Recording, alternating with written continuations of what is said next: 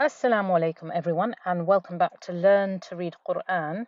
So today we are moving on as usual because each video is a new class. So today we are doing Idghaam part 2. Yes, we knew that from last time that there would be a part 2 because last time was Idghaam part 1. And as you can see here, it's only a rule of noon. Now, we've normally been talking about rules of noon and meme together on the same page, but this rule is actually just specific to the noon. And obviously, by extension, when we talk about noon, we are also talking about the tanween, the double vowels as well. So the double fatha, the double kasra, the double dhamma. But I know you all have understood that already. So today's lesson is, I feel, out of all of the rules of noon and meme and tanween, I actually think this is the hardest of the lot. Don't run away just because I said that. No, instead, get yourself a good strong cup of tea or cup of coffee or just a glass of water with ice in, whatever takes your fancy, and concentrate, because this one, I think, yes, I think you're most probably going to need to go over this video a few times just to make sure that you've understood how this works. So like I said, this is a rule of noon, and we will look at that first rather than just the tanween. So we're starting obviously on line 1 here. We have a meme with a fatha and a noon with nothing on. Now we're used to seeing that. We're used to seeing a noon with nothing on, and we know what to do now. The drill is that we look and see what letter comes next. Now, we have, in the first rule of idgham in last time's class, we said that, well, if it's followed by a letter with a shadda, then we're going to miss out the noon. But in this second rule of idgham, we are not talking about when the noon is followed by a letter with a shadda. That was the last time. This time, in the second rule of the idgham, we're talking about when a noon is followed by two specific letters. So the two specific letters that you need to watch out for is either the letter ya, which you can see here, or the letter wow, which you can see I will go on to on line 2. So in both cases, it will be the noon with nothing on, but that is effectively almost like your only clue to tell you what's going on. Now, the fact that the ya or the wow doesn't have a shadda on it, that means that the noon isn't being missed out completely. So actually what I will do is I will come to a dotted line through the noon, because actually what's happening is that I'm missing out part of the noon. Part of the noon, you say? Yes, part of the noon. Because there's two parts to a noon. There's the n noise itself, and then there's the ghunna, the nasal humming noise, yeah? So the bit that we're actually missing out is the n noise. So what I'm doing is I am joining from the meme over to the ya, but I'm not just pronouncing ya, I'm pronouncing ghunna as well. So I would say it's 50% ghunna and 50% ya. So because obviously, as with most things, the theory of it is all well and good, but until you actually hear it in practice, it might sound like double Dutch. So here we have a meme. I'm going to miss out the n of the noon. I'm going to join up to the ya. May. So hopefully you can hear I've got a ya plus a ghunna. If I did just a ya without the ghunna, it'd be may, but that's without any ghunna. That would be wrong. I need ya, but I also need the ghunna. The ghunna I'm taking from that noon, the one that's got nothing on. May. And when we have a ghunna, we need to hold it.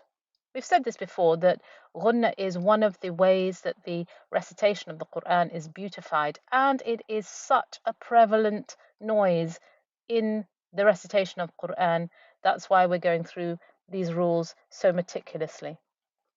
So let's do this first example. May yaf.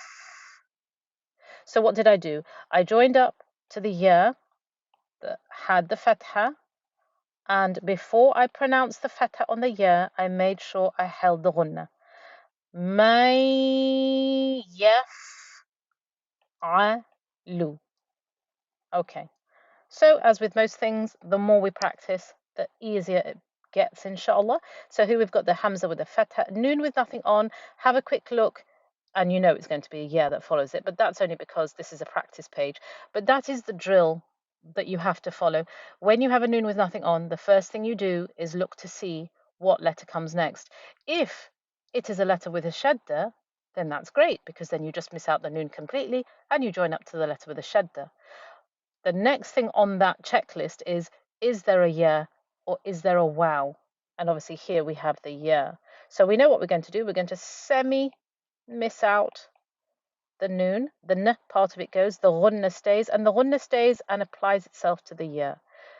I, and then once I've held the ghunna, I can carry on.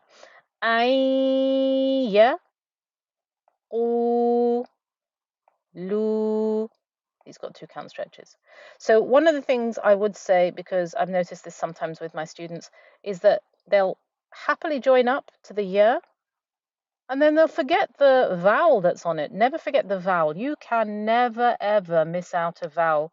We've seen sometimes that there's letters that we can miss out when they don't have a vowel or they don't have a sukun, but you can never miss out the sound of a vowel. Okay, the last example on the line, we have a hamza with a fatha, noon with nothing on. Have a look afterwards. There's a ya. I'm going to semi miss out the noon. I'm going to miss out the n noise. Apply the ghunna to the ya. Hold the ghunna there with the ya and the ghunna together, and then carry on. Ay, yell, fi, ro. So we said that there were 2 letters that we needed to watch out for. The first was the ya, which we saw on line 1. After every example of noon with nothing on, there was a ya. The other letter that you need to watch out for is the letter wow. So here on line 2, we have these examples. We have a meme with a kasra, a noon with nothing on. Have a look and see what comes next. It is a wow. So this is where I semi miss out the noon, half miss out the noon. Which is the half that I'm missing out? I'm missing out the n noise. That's the bit that gets missed out. What stays is the ghunna. Where does the ghunna go? It goes onto this letter here, the wow. Just as it in line 1, it went onto the ya, which came after the noon with nothing on. This is the ghunna going onto the wow. So you get 50% ghunna and 50% noise of the wow. So we have meow. Without ghunna, if I joined up to the wow, I'd just get meow with just noise of wow. Now that would be wrong because I would have missed out the ghunna. Meow, because obviously I can't leave out this vowel. So I've got meow, li. It's joining onto the ya. That's why there's a shadda. Liyin. Two kasras there. Okay, next example. Meme with a kasra. Nothing on. Yes, there's a wow, but you knew there would be because obviously this is that practice page. So we semi miss out the noon, miss out the n noise, join up to the wow, drag my ghunna with it so I get a ghunna on the wow. Meow, don't forget the fatha. Ra. I hope you didn't miss out that 4 count stretch. Hope you all saw that. Kum. Okay, last example on the line. Meme with a kasra and a wow after the noon with nothing on. So you know the drill now. Meow, ra, qi. Okay, so I'm sure you all sat there thinking, hang on, Almas, you said this was going to be difficult. This is very easy. Alhamdulillah. I'm glad you're finding it easy. And if you're not, don't worry. Just repeat the video a few times so that you can make sure you know what's going on. And I'm sure you'll get it. Line 3 is because, as promised, anytime we do a rule of noon, we are going to do the same idea for the tanween as well, because the same rules apply. So we have a lam with a kasra. We've talked about what do we do and why do we sometimes see words beginning with shadda. So I'm not going to go through that. If you're not sure, then look at the previous videos. You'll find the explanation in there. So we've got li Qaw, min. But look at those two kesras. They are sliding. They are not stacked. They're not one on top of the other like that. They're not directly one on top of the other. And that's what we have to watch out for. Anytime we have sliding tanweens like that, you know that there's going to be something going on with that tanween. And here, as soon as we see a sliding tanween, the first thing we do is we look and see what letter comes next. Last time's class was all about, well, what happens if there's a letter with a shadda? Well, we had learnt from that we were going to join up. So what are we doing here? We are joining up. We know we're joining up. We've seen that in lines 1 and 2. But part of that tanween is coming with us. What's the part that's coming with us? The ghunna. What's the part that we're leaving behind? The n. We're missing that out completely. So to miss out a n noise with a tanween, because we know that we get a n noise when we double vowels. If it was just one kasra on this meme here, if it was just one kasra, I would get the noise mi. So there's no n noise there, is there? As soon as I bring the second vowel, I get min. That's where the n noise comes from. So what I'm going to do when I want to join up and I want to leave out the n noise, I'm going to imagine there's only one kasra. And with that kasra, I will join up to my ya, but my ya will get 50% ya, 50% ghunna, because we know that now from lines 1 and 2. So we have mi, yo, mi, nu, na. Hopefully you didn't get caught out by this. This is where the hamza is being carried on the letter wow. So it's not the wow that we're pronouncing.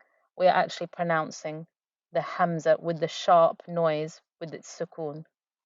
Let's have a look at the next example here on line 3. We've got a, ba, sha, and then look here. We've got the ra with 2 open dhammas.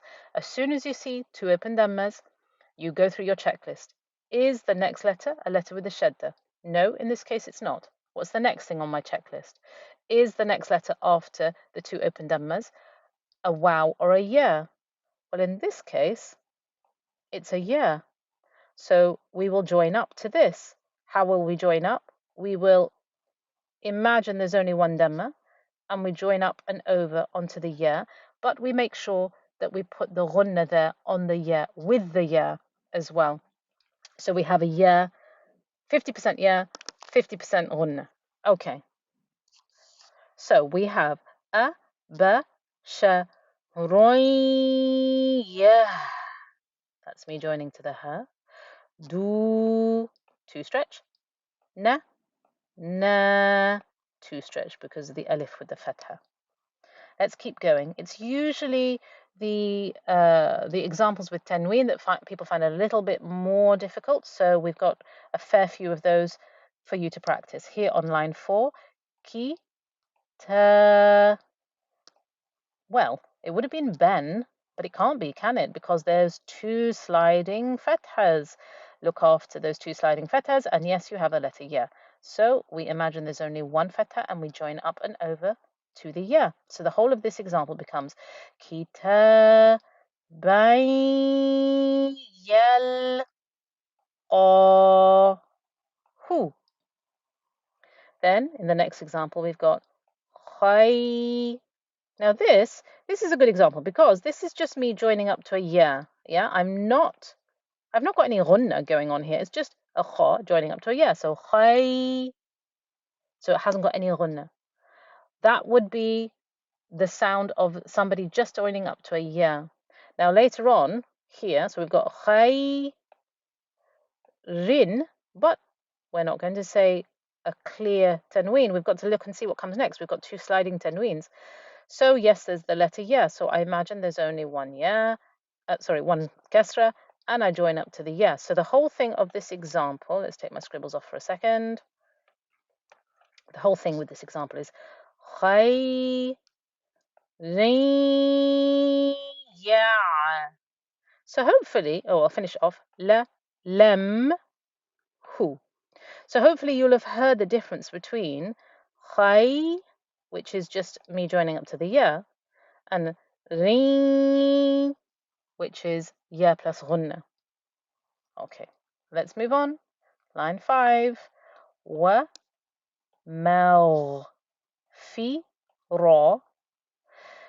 تا مربوطة, yes, tied up ta, but still ta because of the two dots, and two open dhammas. So look and see what comes next. Is it a letter with a shadda?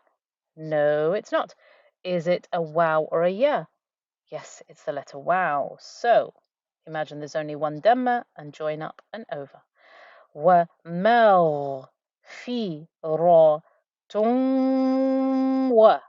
Don't forget its vowel. رزق. And we've spoken before about, well, why are we not doing anything with those two open dhammas when we've drummed it into our heads that we must look and see what comes next after the two open dhammas? Yes, if this was in the ayah, in the Quran, you would have to look and see what comes next. But here, this example has been picked out of the Quran, so we just have to say what we see there. The next example on line 5, we have fi, ra, 2-count stretch, thick, heavy 2-count stretch as well, because the ra with its fatha is thick. In Arabic, that's called mufakham. Yeah, just thought I'd throw that in there. So that's the Arabic term for thickness. So we have fi, ra. Then we have sheen with 2 fathas. Look, there's a wow. So we're just going to use one of those fathas and join up and over. We'll do this from the beginning of the example, just so we can read it through. We have fi, ra, shan, wassa, ma, a.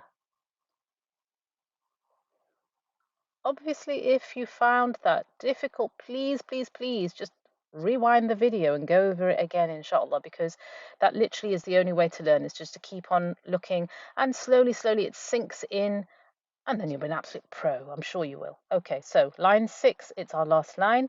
This is a great one here. We have a noon with a dhamma and a wow. This is a 2-count stretch. Nu, ha with 2 sliding kasra. Look and see what comes next, people. Is there a letter with a shadda? No, there isn't. Is there a wow or a ya? Yes, there's a wow. You knew there would be something like that. This is that page. So we're going to join up and over to that, but only with one of these kasras. Nu, hiwa, a, diwa, th, mu, da. Good job, everybody. Hopefully that wasn't as hard as I thought it was going to be for you. And if it was, just repeat the video a few times. Please keep on practicing. Let me know how it's going. I'd love to know how your learning is going. Let me know, inshallah. And I look forward to seeing you all again next time. Assalamu alaikum.